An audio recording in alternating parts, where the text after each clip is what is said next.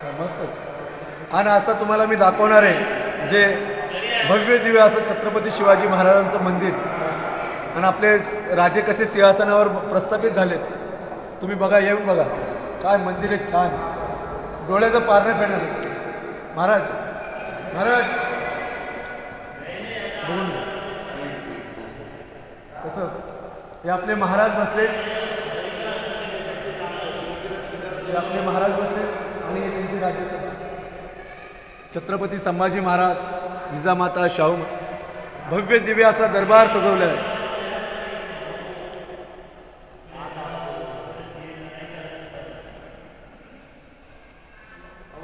बघून घ्या.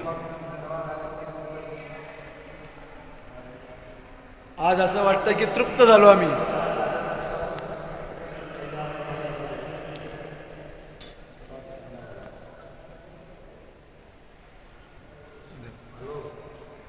ज्या महाराष्ट्रासाठी छत्रपती शिवाजी महाराजांनी आपलं तन मन सर्व हे केलं, हिंदुत्वासाठी सर्व प्राणपणाला लावले, त्या महाराष्ट्रात आपल्या छत्रपती शिवाजी महाराजांचे फक्त पुतळे आहेत आणि ते पुतळ्यांची पण देखभाल केलं जात नाही. पण आज तुम्ही बघू शकता असं भव्य दिव्य दरबार तिथे उभारलं गेलं, ते पण दुसऱ्या राज्यात.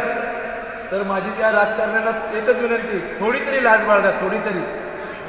अरे आपण कुठे आहेत, काय आहेत आणि कुणामुळे आहेत, आणि आपल्या महाराजांनी आपल्यासाठी काय काय केलं.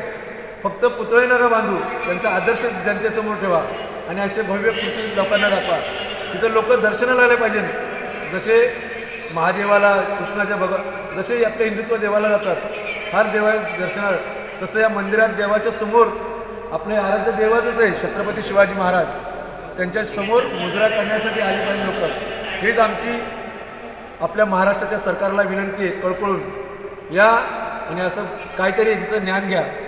माझ्या भारतातील व महाराष्ट्रातील सर्व लोकांना एकच सांगणे, जेव्हा पण तुम्ही मल्कार्जुनला येचाल आंध्र प्रदेशमध्ये, तर आमच्या या राजाचं दर्शन घ्यावं आणि त्यांनी आपल्या देशासाठी काय काय केलं, हिंदुत्वासाठी आणि आपल्या महाराष्ट्रातील, त्याचा खरं इथं अनुभव त्यांनी घ्यावा. हीच माझी त्यांना सर्व भाविकांना नम्र विनंती आहे. मल्लिकार्जुन आलात तर तुम्ही नक्की दर्शन घ्या. जय हिंद, जय महाराष्ट्र. छत्रपती शिवाजी महाराज की जय.